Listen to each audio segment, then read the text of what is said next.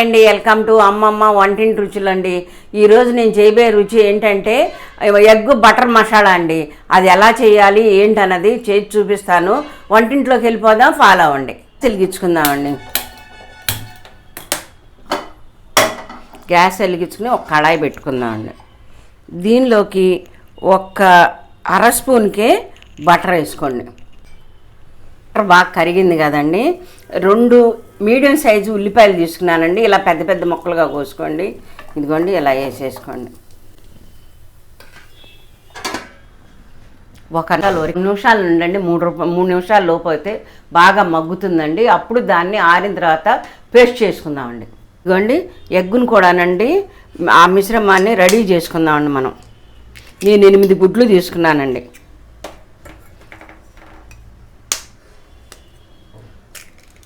ఇదిగోండి 8 గుడ్లు పోసుకున్నాం కదండి. 8 గుడ్లు పోసుకున్నాక డైరెక్ట్ సాల్ట్ కానీ మసాలాలు కానీ దీనిలో వేస్తే కలవండి, గెట్ల కడతాయి. అందుకని నేను ఒక గిన్నెలోకి వేసుకుని వాటర్ పోసుకుని కలుపుకుంటానండి. అవి ఏమేమి వేయాలన్నది చూపిస్తానండి మీకు. ఇదిగోండి గరం మసాలా ఒక అర స్పూన్ వేస్తున్నానండి. మిరియాల పౌడర్ అండి, ఇది 1 పావు స్పూన్ వేసుకోండి, మరీ ఘాటుగా ఉంటుంది. ఇదిగోండి 1 అర స్పూన్కి కారం వేస్తున్నానండి. సాల్ట్ కూడా ఈ మిశ్రమానికి సరిపోనే వేసుకోండి. ఇదిగోండి 1 అర స్పూన్కి సాల్ట్ వేస్తున్నానండి. ఇప్పుడు దీన్ని కొంచెంగా వాటర్ పోసుకుని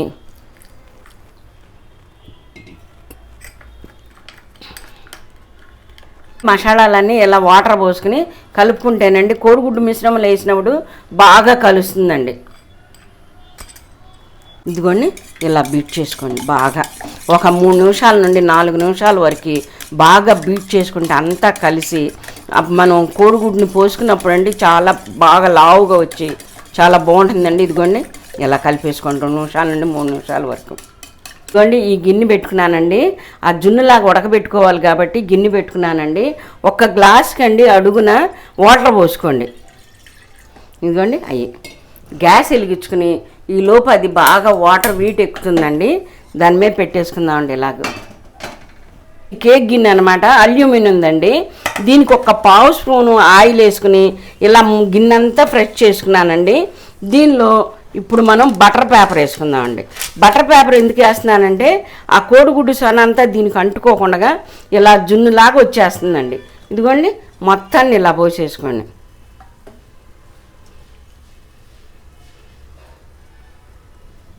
వాటర్ పెట్టుకున్నాం కదండి, ఆ వాటర్ మీద ఇలా పెట్టేసుకోండి. అదిగోండి అలా పెడితే ఏమవుతుందంటే అండి మనకి జున్ను ఎలా ఉంటుందో దాని మీదకి ఇలా మూత పెట్టేసుకోండి. అంతే. 5 నిమిషాల నుండి 10 నిమిషాల వరకు ఉడకనివ్వండి. ఇది ఉడికితే అప్పుడు మనకి జున్నులాగా. ఇప్పుడు ఈ టమాటాలు ఇవన్నీ ఉడికినాయండి. ఇక పక్కకు పెట్టుకుని ఇది ఆరినాక మిక్సీలో పేస్ట్లా పట్టేసుకుందామండి. ఇదిగోండి మూత తీసి చూసుకుందామండి. ఇందాక ఎగ్ మిశ్రమం పెట్టుకున్నాం కదండి, అదిగోండి అలా జున్నులాగా తయారైందండి. ఇది ఉడికిందో లేదో తెలియటానికండి ఇదిగోండి ఈ చాకుని ఇలా గుచ్చుకుంటే, చాకు కనుక అవ్వకపోయిందనుకోండి ఉడికినట్లు లెక్క అండి, చాకు అయిందనుకోండి ఉడకనట్లు లెక్క. ఇదిగోండి ఇప్పుడు దీన్ని తీసేసి నేను ఇదిగోండి దీనిలోకి ఈ ప్లేట్లోకి నేను ఇలా కూరలు ఇస్తున్నాను. అదిగోండి చూసారా ఎంత బాగుందో చూడటానికి. వీటినండి ఇదిగోండి చిన్న చిన్న పీసులుగా కట్ చేసుకోండి.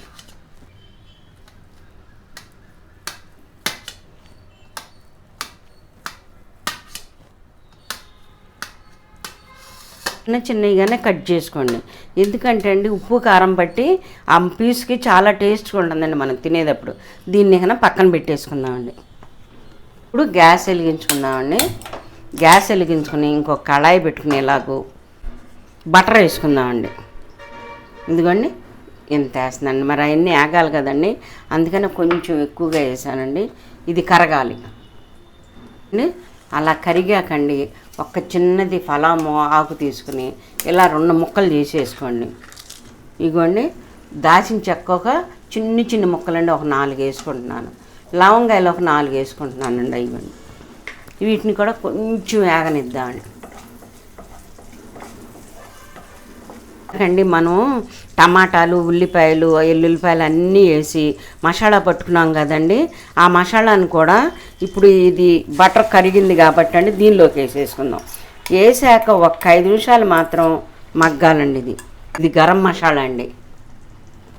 మిశ్రమంలో కారం వేసుకున్నాం కదండి, దీనిలోకి చూసుకుని వేసుకుందామండి. మనం ఇంకా 1 స్పూన్కి వేసానండి సరిపోతుంది. అది ఇందాక ఉల్లిపాయల్లోకి ఎగ్ మిశ్రమంలోకి సాల్ట్ వేసాను కాబట్టి అండి 3/4 స్పూన్కి వేస్తున్నానండి సాల్ట్ని.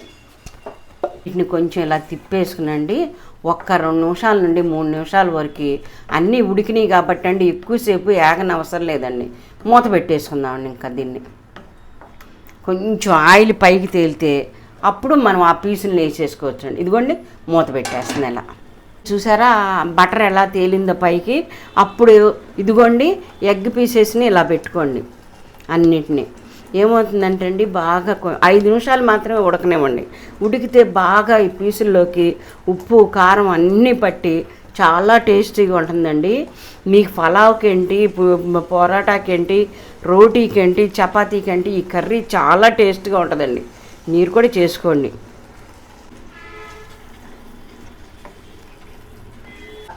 ఇదిగో ఇలా ఇదంతా వేసేసండి. ఈ గ్రేవీని కూడా ముక్కల మీదకి వచ్చాక 4 నిమిషాల నుండి 5 నిమిషాల వరకు ఆయిల్ తేరే వరకు మగ్గనివ్వండి. ఇలా మూత పెట్టేస్తున్నా. ఇంకా గ్రేవీ కనుక ఇలా చిక్కగా ఉందనుకోండి 1/4 గ్లాసుకి మాత్రం వాటర్ పోసుకుంటే కొంచెం గ్రేవీ పలచగా వస్తుందండి. చాలండి అది. దీన్ని నిదానంగా ఇలా తిప్పేసుకోండి. మూత తీసి చూసుకుందామండి. చూసారా గ్రేవీ అంతా చిక్కదనం వచ్చింది. ఇప్పుడు ఏంటంటే అండి ఈ ఆఖరికి ఈ కస్తూరి మేతి అండి ఇదిగోండి ఇలా నలిపేసుకుని వేసుకుంటేనే దీని టేస్ట్ అండి. ఒకవేళ ఈ కస్తూరి మేతి మీకు మెత్తబడిపోయింది అనుకోండి కొంచెం ఒక గిన్నెలోకి వేడి చేసుకుంటే చాలా పౌడర్గా పడుతుందండి. చూసారా అది వేయగానే ఎంత స్మెల్ వస్తుందో రెస్టారెంట్లో చేసుకున్న కర్రీ లాగాను. చూసుకోండి ఎంత బాగుందో. చూడటానికి ఎంత బాగుందంటే తినడానికి ఎంత బాగుంటుందనండి. స్మెల్ అంత గుమాయించేస్తుందనండి. గ్యాస్ కట్టేసుకుందామండి. కట్టేసుకుని సర్వింగ్ బౌల్లో తీసుకుందామండి కర్రీని మనం.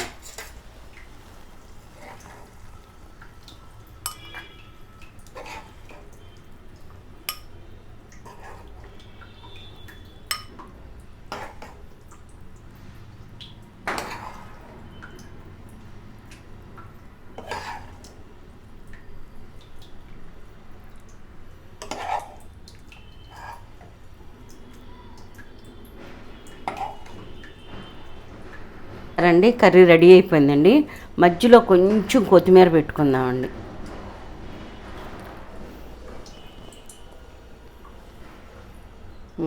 కర్రీ చూశారు కదండి. మీరు మొదల నుంచి చివరి దాకా కర్రీ చూస్తే ఎలా చేయాలి ఏంటన్నది మీకు చాలా ఐడియా వస్తుందండి. అలాగే చూసి మీరు కూడా మీ ఇంట్లో ట్రై చేసి టేస్ట్ ఎలా ఉందని నాకు కామెంట్ చేయండి. కామెంట్ చేస్తేనే కదండి నాకు తెలిసేది. నా వీడియోని మీరందరూ షేర్ చేసుకోండి. నాకు లైక్స్ కొట్టండి. నా ఛానల్ మాత్రం చూడని వారు కొత్తగా చూసేవాళ్ళు ఉంటే సబ్స్క్రైబ్ మాత్రం మర్చిపోబాకండి.